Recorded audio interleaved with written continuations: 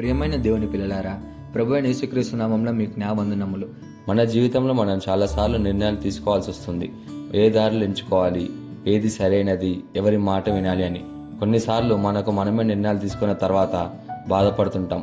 కానీ ఈరోజు దేవుని వాక్యం మనకు ఒక గొప్ప సత్యాన్ని చెప్తుంది. దేవుని ఉపదేశం వినవాడు మేలు పొందుతాడు అని. ఈరోజు దేవుని వాగ్దానము సామెతల గ్రంథము 16వ అధ్యాయం 20వ వచనం. సామెతల గ్రంథము 16వ అధ్యాయం 20వ వచనం వాక్యం ఇలా ఉంది: ఉపదేశములకు చెవియొగ్గువాడు మేలునందును, యెహోవాను ఆశ్రయించేవాడు ధన్యుడు అని.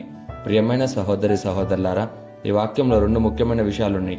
మొదటిగా ఉపదేశం వినడం. చెవియొగ్గువాడు అంటే వినడం మాత్రమే కాదు, అర్థం చేసుకోవడం, అలాగే ఆచరించడం. దేవుని వాక్యాన్ని వినేవారు తప్పులు తక్కువ చేస్తారు, అలాగే సరైన మార్గంలో నడుస్తారు. రెండోదిగా దేవుని ఆశ్రయించడం అంటే దేవునిపై పూర్తిగా ఆధారపడడం, మలబలంపై కాదు, ఆయనపై నమ్మకం పెట్టుకోవడం. అలాంటి వ్యక్తి ధన్యుడవుతాడు. ఇక్కడ గొప్ప సత్యం ఏంటి అంటే, మన జ్ఞానం పరిమితమైనది, కానీ దేవుని జ్ఞానం సంపూర్ణమైనది. మనం వింటే మేలు జరుగుతుంది, అదే వినకపోతే సమస్యలు వస్తాయి. దీనికి ఒక గొప్ప ఉదాహరణ దావీదు జీవితం. మొదటిగా గొర్రెల కాపరిగా ఉన్న దావీదు మొదట రాజు కాదు. అతను ఒక చిన్న గ్రామంలో గొర్రెల కాపరిగా ఉన్నాడు. పొలంలో ఒంటరిగా ఉండేవాడు. రోజంతా గొర్రెలను కాపాడేవాడు. బయటకు చూస్తే ఒక సాధారణ యువకుడు, కానీ దేవుణ్ణి అతన్ని చూసినప్పుడు ఇతను నా హృదయానికి నచ్చినవాడని అన్నాడు. అతనికి దేవునితో ఒక గాఢమైన సంబంధం ఉంది. అతన్ను స్తుతించేవాడు, హృదయంతో ప్రార్థించేవాడు, దేవుని మీద పూర్తిగా ఆధారపడేవాడు. అందుకే అతను భిన్నంగా ఉన్నాడు. దావీదు గొర్రెలను కాపాడుతున్నప్పుడు ఒకరోజు సింహం వచ్చింది, ఇంకోసారి ఎలుగుబంటి వచ్చింది. ఒక చిన్న కాపరి ఎదుట ప్రమాదకర జంతువులు. భయంతో పారిపోవాలి కదా, కానీ దావీదు పారిపోలేదు. అతను ధైర్యంగా వాటిని ఎదుర్కొన్నాడు, గొర్రెలను రక్షించాడు. ఎందుకు అతనికి ధైర్యం వచ్చిందంటే, దావీదు ఇలా అన్నాడు: యెహోవా నన్ను సింహం, ఎలుగుబంటి నుండి రక్షించాడు అని. అంటే అతను తన శక్తిని నమ్మలేదు, దేవుని శక్తిని నమ్మాడు. ఇక్కడ మనం నేర్చుకోవాల్సిన పాఠం ఏంటి అంటే, చిన్న చిన్న విషయాలు దేవుని నమ్మితే దేవుడు పెద్ద పెద్ద విషయాలు మనకి జయాన్నిస్తాడు అని. మూడోదిగా గొల్యాదు ముందు అసాధ్యాన్ని జయించిన విశ్వాసం. గొల్యాదు అనే ఫిలిస్తీయుడు ఒక రాక్షసుడు, చాలా పెద్దవాడు, యుద్ధంలో బలవంతుడు. ప్రతిరోజు ఇజ్రాయెల్ సైన్యాన్ని అవమానించేవాడు. 40 రోజుల పాటు ఎవరూ ముందుకు రాలేదు. సైనికులు భయపడ్డారు.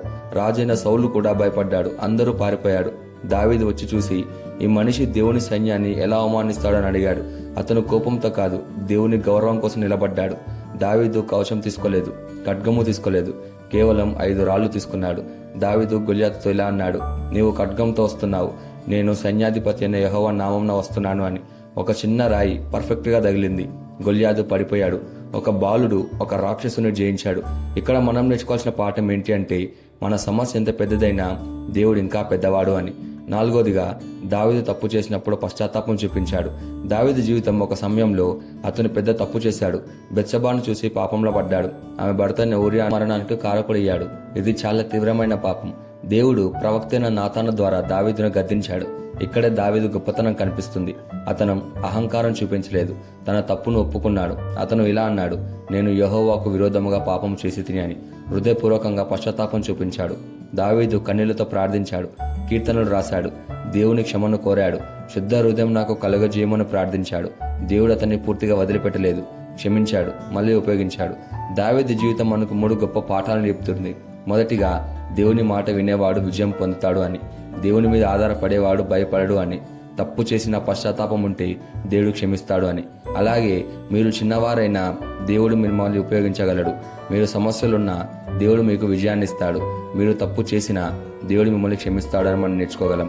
దావీదు జీవితం మనకు చెప్తుంది: దేవుని మాట వినేవాడు మేలు పొందుతాడు, దేవుని ఆశ్రయించేవాడు ధన్యుడవుతాడు అని. ఈ వాగ్దానాన్ని మన జీవితానికి ఎలా తీసుకోవాలంటే, మొదటిగా దేవుని వాక్యాన్ని వినాలి, కేవలం వినడం మాత్రమే కాదు, ఆచరించాలి. రెండోదిగా అహంకారాన్ని విడిచిపెట్టాలి, మనకు అన్నీ తెలుసు అనుకోకూడదు. మూడోదిగా దేవుని మీద ఆధారపడాలి, ప్రతి నిర్ణయంలో ఆయనను అడగాలి. నాలుగోదిగా తప్పు చేసినప్పుడు మారాలి, దావీదులాగా పశ్చాత్తాపం చెందాలి.